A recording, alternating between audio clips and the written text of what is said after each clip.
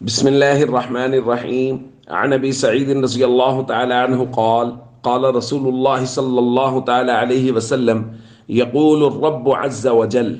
من شغله القرآن عن ذكري ومسألتي أعطيته أفضل ما أعطي السائلين. رواہ الترمذی۔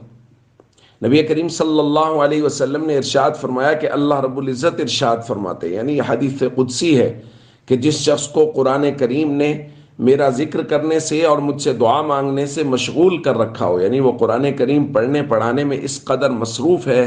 کہ اس کو ذکر کرنے کا، دعا مانگنے کا وقت نہیں مل رہا، تو اللہ رب العزت فرماتے ہیں کہ میں اس کو مانگنے والوں سے زیادہ بہتر عطا کرتا ہوں۔ دوستو، قرآن کریم اللہ تعالیٰ کا کلام ہے اور اللہ رب العزت کو اس سے بے حد محبت ہے، اور اس محبت کا ایک عکس یہ ہے کہ اللہ فرماتے ہیں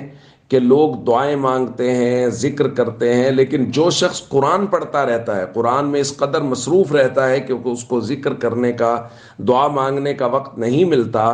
تو اللہ فرماتے ہیں کہ مانگنے والوں سے زیادہ بہتر میں اس کو عطا کرتا ہوں، کیونکہ یہ میرے کلام میں مصروف ہے۔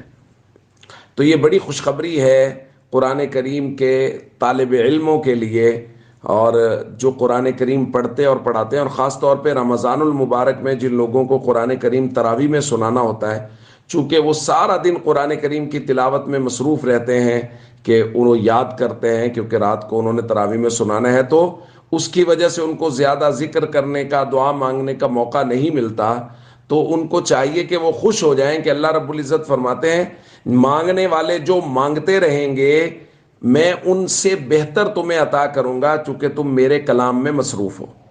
تو اس لیے ہم سب کو چاہیے قرآن کریم کی تلاوت کثرت سے کریں، اور رمضان المبارک میں اس کا معمول پہلے سے کہیں زیادہ رکھیں، اور غیر رمضان میں بھی اس کو لازم پکڑیں۔ السلام علیکم ورحمۃ اللہ وبرکاتہ۔